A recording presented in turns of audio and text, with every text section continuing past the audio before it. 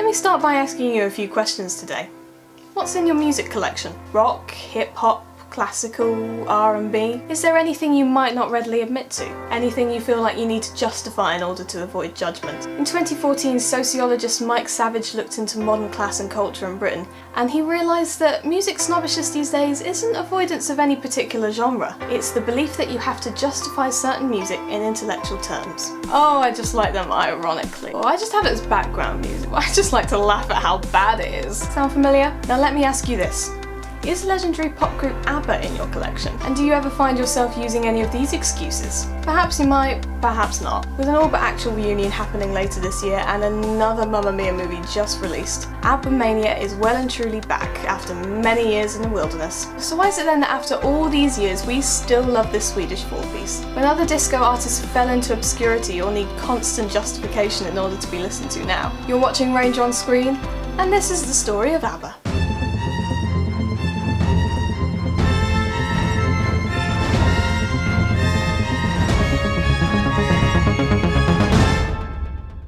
In 1966, Agneta, Bjorn, Benny and Annifrid were all doing their own separate thing, making music and having moderate success in the Scandinavian music industry. Bjorn's group, the Hootenanny Singers, had quite a following, and that year they met the Hep Singers, Benny's group. They decided to work together, starting a lifelong musical collaboration. In 1969, Benny met Frida behind the scenes at the year's Melodifestivalen, and Bjorn met Agneta filming a special for TV. The couple started dating, and then between 1970 and 72, the group slowly formed, releasing their first album in 1972. Although it wasn't until the unsuccessful attempt at representing Sweden at Eurovision in 1973 did they actually officially start using the famous acronym. Before that, they'd just been referred to by their first names. The following year though, they won Melodifestivalen and then eventually the Eurovision Song Contest with Waterloo, which hit #1 in markets like the UK and West Germany, and got to #6 in America. Perhaps surprisingly though, their debut album Waterloo only got to 145 in America,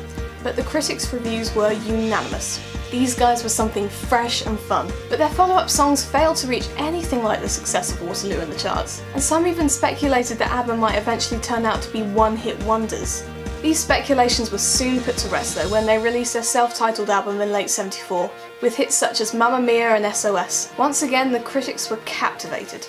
Cream said that SOS is surrounded by so many good tunes that the mind boggles. That album launched them into superstardom, and they started racking off more albums such as Arrival, ABBA the Album, Voulez-Vous, Super Trooper, and a Greatest Hits album. These albums also included most of their biggest hits: Dancing Queen, The Winner Takes It All, Gimme Gimme Gimme, Take a Chance on Me, and many, many others. They did numerous tours all over the world and wrote the hit Chiquitita for UNICEF's Year of the Child. In 1979 though, cracks started emerging in the group, as Agneta and Bjorn got divorced and Benny and Frida separated.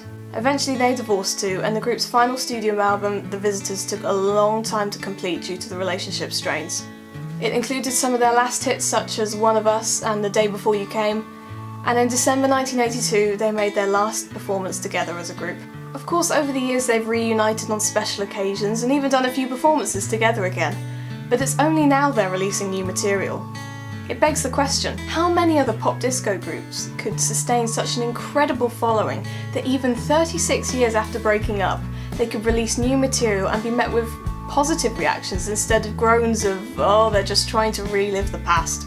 For most of the 80s and much of the 90s too, it was foolish to admit you liked ABBA. Yet by the turn of the century, and certainly in the last decade, they've captured our imagination again. And perhaps many still won't admit to unironically loving them, but there's little doubt over how loved they are by the general public.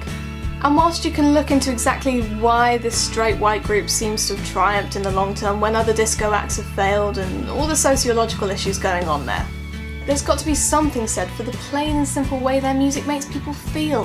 There's something so infectiously joyful about ABBA's tunes, and whilst compositional techniques and styles wax and wane all the time, any music that simply makes people feel good will never fall out of fashion for long. Feeling happy is a near universal desire, and music is a near universal enjoyment. It's only natural then that the most successful music in the hearts of the masses is that which combines the two.